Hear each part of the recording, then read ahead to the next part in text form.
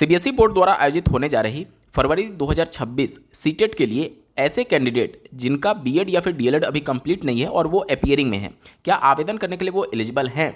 और आवेदन करने के बाद से अगर वो क्वालिफाई हो जाते हैं तो क्या उनका ये सीटेट का सर्टिफिकेट वैलिड माना जाएगा अथवा नहीं? रेगुलेटरी अथॉरिटी एनसीटी का इसके बारे में क्या कुछ कहना है, डिटेल में समझेंगे। और साथ ही साथ अगर ये लोग एलिजिबल हैं आवेदन करने के लिए तो आवेदन कैसे करना है, क्योंकि जब आप ऑनलाइन आवेदन करने जाते हैं तो वहाँ पर आपसे आपके मार्क्स के डिटेल पूछे जाते हैं, और चूंकि अभी आप अपीयरिंग में तो फाइनल मार्क्स आपके पास अवेलेबल नहीं होगा, तो उस कंडीशन में कैसे आवेदन करना है, साथ ही साथ ईयर ऑफ अपीयरिंग में क्या डिटेल भरनी है, ऐसे तमाम प्रश्नों का जवाब इस वीडियो में डिटेल में ढूंढने की कोशिश करेंगे। अंत तक जरूर जुड़े रहेगा। नमस्कार दोस्तों, मेरा नाम है नीरज, आप देख रहे हैं कैरियर बिट यूट्यूब चैनल। अगर आप इस चैनल पर पहली बार विजिट करें तो इसको सब्सक्राइब करते हुए बेल आइकन को प्रेस करना ना भूलें। सबसे पहले रेगुलेटरी अथॉरिटी यानी national council for teacher education का स्टैंड हमें समझना होगा। 4 अगस्त 2022 को एक पब्लिक नोटिस जारी किया गया था। आप अपने स्क्रीन पर देख पा रहे होंगे, यहां पर देख सकते हैं एनसीटी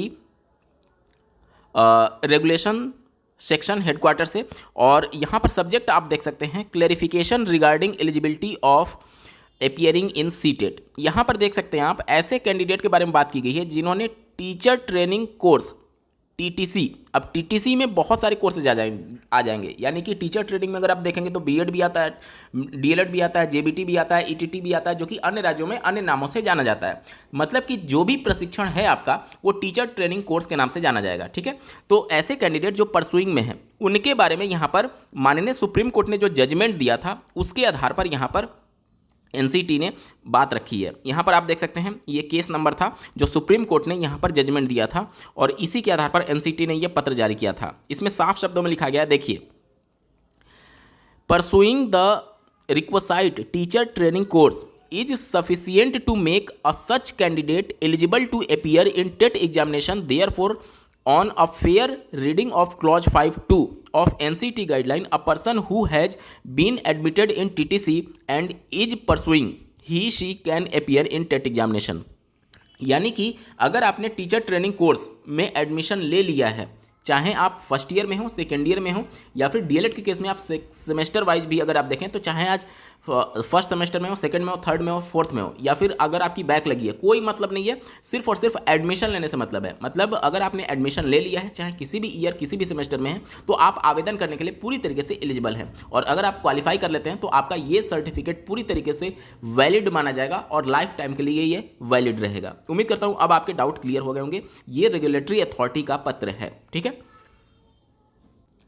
अब जब आप आवेदन करने जाते हैं तो यहाँ पर एजुकेशनल डिटेल में आपसे आपके क्वालिफिकेशन के बारे में पूछा जाता है। तो यहाँ पर देख सकते हैं आप, यहाँ पर जो ड्रॉप डाउन मेनू है पास स्टेटस, इसमें 2 ऑप्शन आपको देखने को मिलेगा।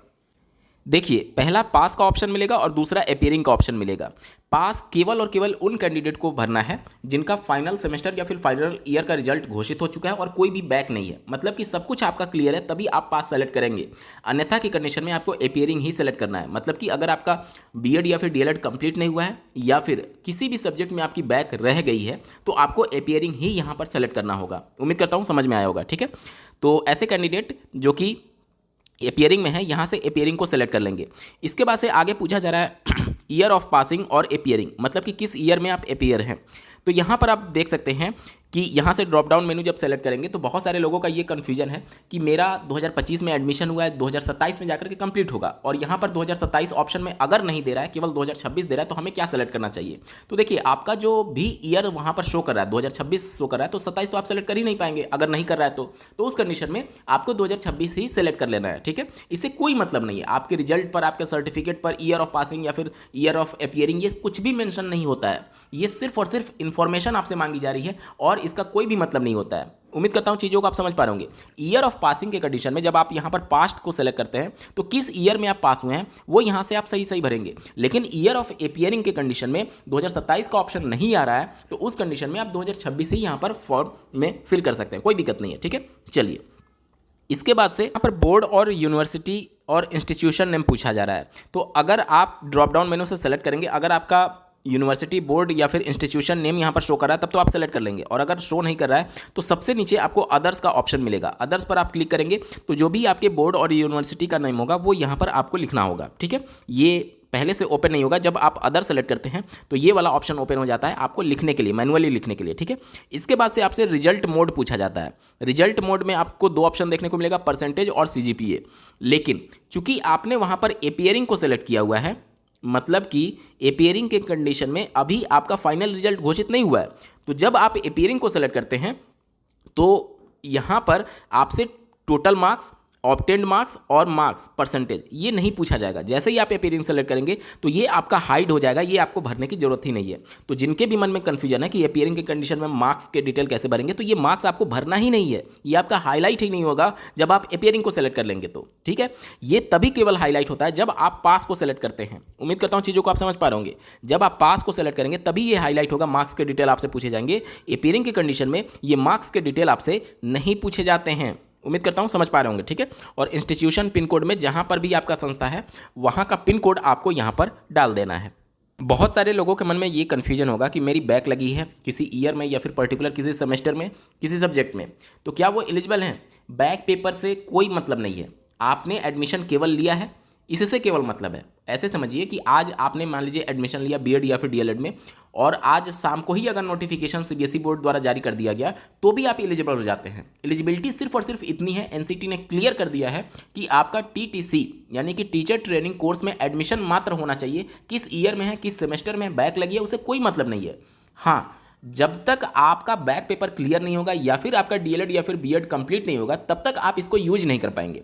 उम्मीद करता हूं चीज़ों को आप समझ पा रहे होंगे। जैसे कि ऐसे समझिए, आपने बीएड और डीएलएड अपीयरिंग में आवेदन तो कर दिया, आप क्वालिफाई भी हो गए, ये आपका वैलिड होगा, लेकिन इसके बेस पर शिक्षक भर्ती में आप आवेदन तभी कर पाएंगे जब आपका बीएड या फिर डीएलएड कंप्लीट होगा।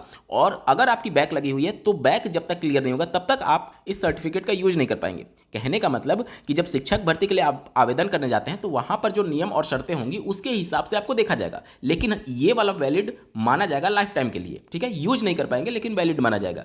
जैसे ही आपका डीएलएड या फिर बीएलएड कंप्लीट होता है और जैसे ही आपका बैक पेपर अगर लगा हुआ है, अगर वो क्लियर होता है, उसके बाद से इस सर्टिफिकेट का आप यूज किसी भी शिक्षक भर्ती में जहां पर आप एलिजिबल होंगे बीएड और डीएलएड के हिसाब से, वहां पर आप इसका यूज करके शिक्षक भर्ती में सम्मिलित हो सकते हैं। अब मैं समझता हूं कि आपके सारे डाउट्स क्लियर हो गए होंगे। बावजूद इसके अपीयरिंग और पास्ट को लेकर के अभी भी अगर आपके मन में शंका है, कुछ भी है इसके संबंध में, तो कमेंट के माध्यम से पूछ सकते हैं।